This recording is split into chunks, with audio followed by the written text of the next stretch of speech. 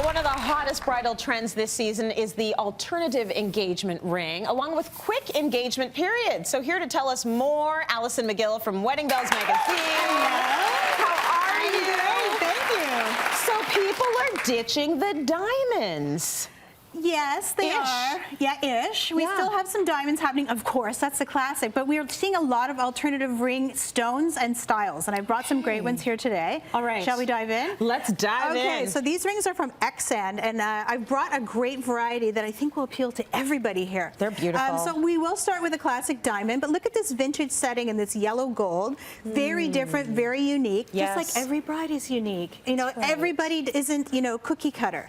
This emerald ring here I love is a pear shaped, and actually we can't probably see it, but it has a built-in monogram in the mount, which is amazing because you could have his initial and your initial built into this. Really beautiful. This stone here is a sugar plum morganite. Look at this one. Oh my goodness. Really dazzling. This is gorgeous. Different. I love the shape. Ovals are huge. Yes. And again, it's, you know, got this rose gold, and it's very unique and very beautiful. Let me ask you something before you go to the rest. Is it, if you're getting a different gemstone, is it a little bit cheaper than a diamond? And can you maybe get a bigger stone? This is a loaded question. I know, right? I know. You're asking Do you see me how the tough gingerly ones. I asked that? Yes, some gemstones can be at different price points, a little more affordable than a diamond. You could bump up. But again, it's all about the quality of stone that you choose to go for. So I always say it's quality over quantity. Got it. You want a beautiful looking stone, whatever it is. Emerald is a great example. Emerald can have a lot of inclusions in it. You want a really nice, crisp, clean emerald. And you might have to pay more for that. You might have to, and you might have to sacrifice in sizing. Okay. Yeah. Fair enough. This one here, let's talk about this, black diamond. Ooh. This is amazing in this hectagon shape. So very different, very unique. We brought a matching band for it. It's edgy. Super edgy, right? Yeah, it's edgy. Another vintage diamond here. Again, I had to pay homage to the classics, right? Yes, absolutely. This one here is almost a periwinkle blue sapphire, which is incredible.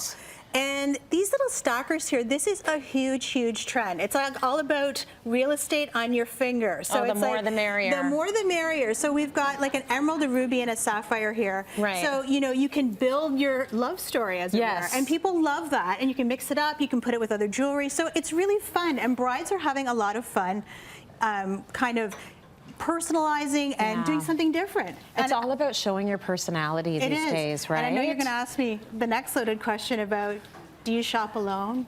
Yeah, well, do you? I mean, okay, here's the thing. The engagement has sort of evolved over the years. Yes. People are doing it a little bit differently now.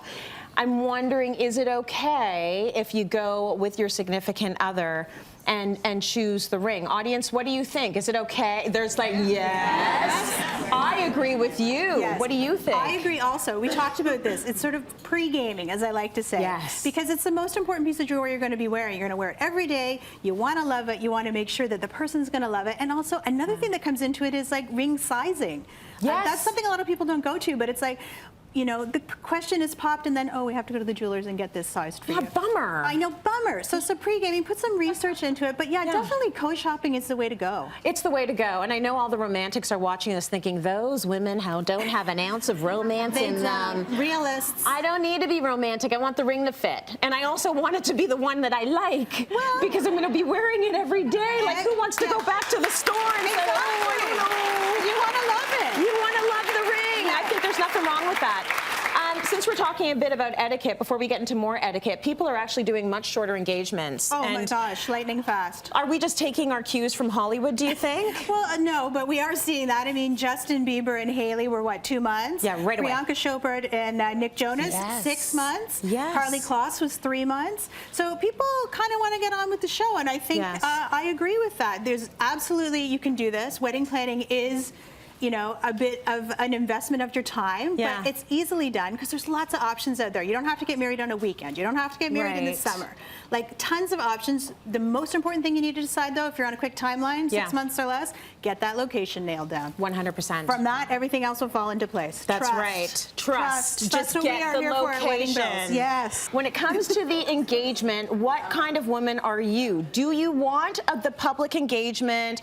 You're on the Jumbotron, or your whole family family's there or you're on a TV show. How do you feel about that? Well, etiquette-wise. I think it's know your audience. I mean, you know, I think the day of the Jumbotron proposal has kind of gone by the wayside a bit. Everyone's taking it to the social. So it's like whatever that looks like on your Instagram. But, you know, I am a bit of a traditionalist and a realist. And I think it's a really private moment. And I think it needs to be special. I do think it needs to stand out on its own. The holiday season, of course, is big for engagements. But personally, like, I think you want to remember the moment you're engaged is not the time on Christmas Day, your birthday, or Valentine's Day. It needs to be a standalone special moment. Yes. And I think it's great you can have family around you to celebrate afterwards, but it's private. I agree with that. I agree with that 100%. And that's where I am a romantic. Me too. Yes. So Leo, my husband was actually being very much pressured to get engaged to me on a show. We were on a reality makeover show. Oh boy. And he had the ring. Yes. And so the producer found out, and the producer was right on him. You know how us TV folks are. Do it on TV!